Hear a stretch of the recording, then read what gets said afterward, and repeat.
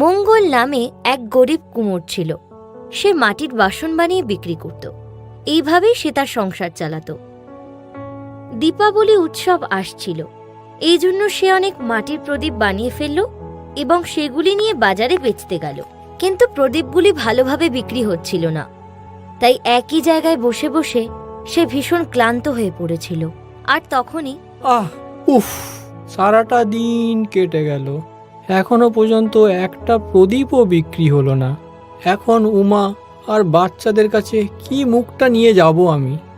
পরশু দীপাবলি, আর আমার অবস্থা এতটাই খারাপ যে আমার কাছে ঘরের প্রদীপটুকু কেনারও পয়সা নেই। ভগবান, আমি কি যে করব কিচ্ছু বুঝতে পারছি না। এই কথা ভাবতে ভাবতে মনের দুঃখে সে ঘরে পৌঁছল এবং দেখল ঘরের দরজার সামনে উমা দাঁড়িয়ে আছে আর তার দুই বাচ্চা রমা আর রাজু বসে আছে। স্বামীর মুখের ভাব দেখে উমা সব বুঝতে পারল। চলো বাচ্চারা ভেতরে যাও, বাবা খুব ক্লান্ত, পরে এসো কেমন? বাচ্চারাও বাবার মুখ দেখে সব বুঝতে পারল। বেচারীরা সকাল থেকে বাজি ফাটানোর কত আশা নিয়ে বসে আছে। মনের দুঃখে তারা ঘরে চলে গেল। আমাদের সাথে সবসময় এমনটা হয়, মনে হচ্ছে এবারেও আমাদের দীপাবলি পুরনো কাপড়েই কাটবে। দিদি, আমরা এত গরিব কেন? ভগবান আমাদের বড়লোক কেন বানায় না? আমরা আর কতদিন এরকম গরিব হয়েই থাকবো দিদি? কতদিন হয়ে গেছে মিষ্টির মুখই দেখিনি। ভেবেছিলাম এই দীপাবলিতে মন ভরে মিষ্টি খাবো, কিন্তু কিন্তু কিন্তু কিচ্ছু না, দেখবে সব ঠিক হয়ে যাবে, তুমি কিচ্ছু ভেবো না। ওদিকে উমা স্বামীকে বোঝাচ্ছিল, মনে কষ্ট পেও না, পরশুদিন দীপাবলি, গোটা একটা দিন এখনো বাকি আছে। ভগবান চাইলে আমাদের দীপাবলিও খুব ভালো কাটবে। ঠিকই বলেছ উমা, এখন তো একমাত্র ভগবানই আমাদের সহায়। উমার কথাতে মঙ্গল একটু স্বস্তি পেল, কিন্তু কথার ওপর ভরসা করে তো পেট ভরবে না। পরের দিনও মঙ্গলের বেশি আয় হয়নি। আজকে ওর যা উপার্জন হয়েছে তা দিয়ে শুধু পুজোর জিনিসই কিনতে পারবে। দীপাবলির সন্ধ্যায় উমা পুজোর আয়োজন করে ফেলেছিল আর বাচ্চাদেরও সব বুঝিয়ে দিয়েছিল। ওরা শান্ত হয়ে বসেছিল, কিন্তু মঙ্গলের মন অশান্ত হয়ে উঠেছিল। ওদিকে সবাই পুজো নিয়ে ব্যস্ত ছিল, কিন্তু মঙ্গল অন্য কিছু চিন্তা করছিল। হে ভগবান, ছেলেমেয়েরাও কি ভাবছে? কেমন বাবা তাদের? বছরে একদিনই তো আসে দীপাবলি, আর সেই একদিনেও তার বাবা তার ছেলে মেয়েদের জন্য কোনো খুশি এনে দিতে পারে না। বাকি বন্ধুদের আতশবাজি করতে দেখে ওই বাচ্চাগুলোর মনের অবস্থাটা কি যে হচ্ছে। না না, আমি এরকম হতে দেবো না। আমার বাচ্চারাও নিশ্চয় আতশবাজি করবে, আর আর পেট পুড়ে মিষ্টিও খাবে। হ্যাঁ হ্যাঁ হ্যাঁ, মন ভরে মিষ্টিও খাবে আর আতশবাজিও করবে। হ্যাঁ, এমনটাই হবে। পুজো শেষ হওয়ার সঙ্গে সঙ্গেই মঙ্গল ঘর থেকে বেরিয়ে পড়ল। ধনী ব্যক্তিরা দীপাবলির রাতে মদ খেতে আর জুয়া খেলতে নিজের নিজের বাড়ি থেকে বেরিয়ে পড়ে, আর ওই বড়লোকদের বাড়িগুলো ফাঁকা হয়ে যায়। হ্যাঁ, আজ ওই বড়লোকদের বাড়িতে শীত কেটে চুরি করে ওই চুরির টাকা দিয়েই আমি আমার বাচ্চাদের জন্য খুশি কিনে নিয়ে যাব। মঙ্গল খুব সতর্কভাবে সব বাংলোগুলো দেখছিল। অবশেষে তার একটি বাংলো নজরে এলো। ওই বাংলোর বাইরে কোনো চৌকিদার বা কুকুরও ছিল না। মঙ্গল ওই বাংলোতে ঢুকে গেল। মঙ্গল ঘরের ভেতর ঢুকে এদিক ওদিক দেখছিল, আর ঠিক তখনই পেছনের লন থেকে একটা বোমা ফাটার আওয়াজ আর একটা মেয়ের কান্না শোনা গেল। আরে, এ কি, ফেঁসে গেলাম নাকি? আমার তো মনে হচ্ছে বাড়ির লোক পিছনেই আছে। আমাকে এক্ষুনি এখান থেকে পালিয়ে যেতে হবে। কিন্তু লন থেকে ক্রমাগত বাচ্চাটির কান্নার আওয়াজ ভেসে আসছিল। আচ্ছা, বাড়ির ভিতর মেয়েটা একা নয় তো? বা বাজি পড়াতে গিয়ে কিছু ঘটলো না তো? আমার মনে হচ্ছে বাড়ির ভিতরে গিয়ে পুরো ব্যাপারটা আমার একবার দেখা উচিত। এই ভেবে মঙ্গল ঘরের পিছন দিকে গেল। সেখানে গিয়ে সে দেখতে পেল একটি বাচ্চা মেয়ে, যার পা পোলিও রোগে আক্রান্ত হয়ে গেছে। সেখানে সে শুয়ে আছে। মেয়েটির হাত পুড়ে গিয়েছিল এবং তার হুইল চেয়ার দূরে পড়েছিল। এইসব দেখে মঙ্গলের মনে দয়া হলো।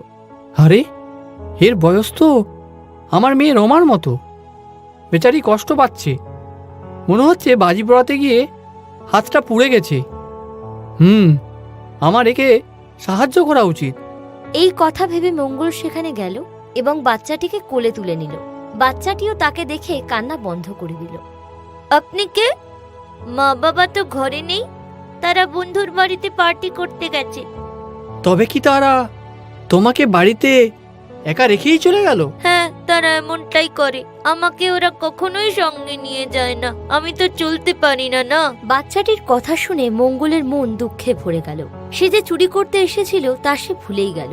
বাচ্চাটির মন ভোলানো কথায় মঙ্গলের মনে যেন জাদু খেলে গেল, আর ওর মনের সমস্ত পাপ ধুয়ে গেল। তুমি কিচ্ছু চিন্তা করো না মা, আমি এক্ষুনি তোমার হাতে মলম লাগিয়ে দিচ্ছি। আচ্ছা মা, তোমার নামটা কি? আমার নাম অঞ্জলি। আপনি কে? কোথায় থাকেন? ব্যাস, তুমি মনে করো তোমার বাবা মাই তোমাকে সাহায্য করার জন্য এখানে তোমার কাছে পাঠিয়েছে। নাও, এবার আমি মলম লাগিয়ে দিলাম, দেখবে সকাল পর্যন্ত তোমার হাত একদম ঠিক হয়ে যাবে। তুমি কি খাবার খেয়েছো? না। মঙ্গল রান্নাঘর থেকে ওর জন্য খাবার আনলো। নাও, খাবার খেয়ে নাও। আমি কি করে খাবো? আমার হাতে তো ওষুধ লাগানো আছে আঙ্কেল। মঙ্গল হেসে ফেলল আর নিজের হাতে অঞ্জলিকে খাইয়ে দিল। এরপর তারা আবার লনে ফিরে গেল এবং বাজি ফাটাতে আরম্ভ করল। অঞ্জলি ভীষণ খুশি হলো। আজ জীবনে প্রথমবার সে এত মজা পেল।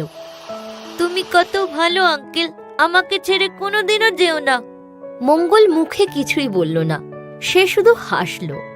তখনই দরজায় আওয়াজ হলো। অঞ্জলির বাবা মা বাড়িতে ফিরে এসেছিল। কে রে তুই? ঘর খোলা দেখেই ঢুকে পড়েছিস, চোর কোথাকার! দাঁড়া, দেখাচ্ছি মজা। আরে কি দেখছো? পুলিশকে ডাকো। পুলিশ তো আসবেই, প্রথমে আমাকে এর খবরটা নিতে দাও। এই কথা বলেই অঞ্জলির বাবা মঙ্গলের উপর চড়াও হয় এবং তাকে প্রচন্ড মেরে তার অবস্থা খারাপ করে দেয়। অঞ্জলি কোনো ক্রমে হুইল চেয়ারের উপর বসে এবং মঙ্গলকে বাঁচানোর চেষ্টা করে। মা, বাবা, ওকে মেরো না, ও কিছু করেনি, ও খুব ভালো। উনি আমার প্রাণ বাঁচিয়েছেন। উনি যদি না থাকতেন তাহলে আজকে আমি তোমাদের সামনে থাকতাম না। এরপর অঞ্জলি তার বাবা মাকে সব ঘটনা জানায়। অঞ্জলির কথা শুনে ওর বাবা মার ভীষণ লজ্জা বোধ হয়। আমাদের ক্ষমা করে দাও, আমাদের অনেক বড় ভুল হয়ে গেছে। তুমি আমাদের অঞ্জলি মায়ের জন্য এত কিছু করলে, আর আমি কিনা তোমার ওপরই হাত ওঠালাম। ধিৎকার আমাদের ওপর। এরকমটা বলবেন না হুজুর, আমি নিজেই তো আপনার বাড়িতে চুরি করার জন্য ঢুকেছিলাম, কিন্তু অঞ্জলি মায়ের সহজ সরল কথা আমাকে এ পাপ করা থেকে বাঁচিয়ে নিল। চুরি করতে?